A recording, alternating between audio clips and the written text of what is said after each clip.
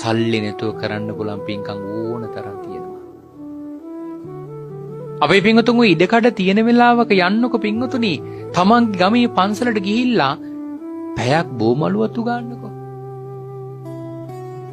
දන්නවද මේ පින කොච්චර පින්වතුනි සසරට උපකාරයක්ද කියලා?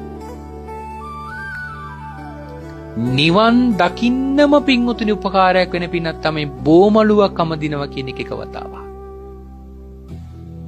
මට කියන්නකො කීයක් වියදම් වෙනවද?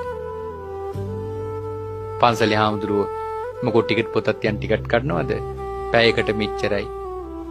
අවස්වරුමෙන් කරගන්න නම් මෙච්චරයි බෝමලුවම දෙන එහෙම කියනවනේ.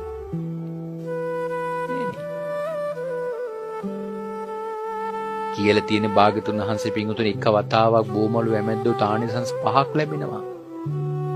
තමන්ගේ හිත පහදිනවා. ඒ කියන්නේ කෙලෙස් සම්පූර්ණයෙන්ම ඉවත් කරලා තමන්ට අරහත් ඵලෙ උදා කරනවා පින්වතුනි බෝමලුවක් ඇමැද්දෝ. අන්‍යයන්ගේ හිතත් පහදිනවා. දෙවියෝ සතුටු වෙනවා. ඒ කියන්නේ බෝමලුව අමදිනකොට දෙවියෝ සතුටු වෙනවා.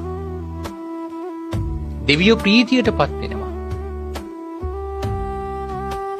ඒකට අපි හිතන් ඉන්නේ දිව්‍ය සතුට වෙන්නේ මොනව කරනවා කියලා. අපි හිතන්නේ නම් දිව්‍ය සතුට වෙන්නේ පූජා වට්ට ගිහින් දුන්නා කියලානේ. ඒ වයින් සතුට වෙන්නේ පින්වතුනි දෙවියෝ නෙවෙයි ප්‍රේතයෝ. ওই ගන්ධය ආග්‍රහණය කරලා සතුට වෙන්නේ ප්‍රේත කොටස. දෙවියෝ සතුට වෙන්නේ ඌව කරාම නෙවෙයි. අනිත් එක පින්වතුනි මේ දෙවියන්ට මේ කාබයිඩ් ගහපු අඹ කන්න තරම් එහෙම ඉතින් අමාරුවක් නෑ. ඊට වඩා හොඳ පළතුරු දිවි ලෝකවල තියෙනවා. ඒවායේ තියෙන ಗುಣ කිව්වතින් පිංගුතුනි කෙනෙක් පිළිගන්නේ නැහැ. එච්චර ගුණවත් පළතුරු තියෙනවා.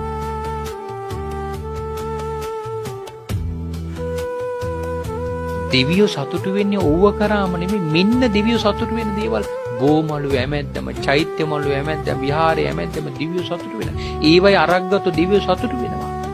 අර එක හාමුදුරු නමක් දවසක් බෝමලු ඇමැද්දා කියලා ඒ දෙවියෝ මිනිස්සුස් මවාගෙන ඇවිල්ලා පිඟුතුනි මල් පුදලා තියෙනවා.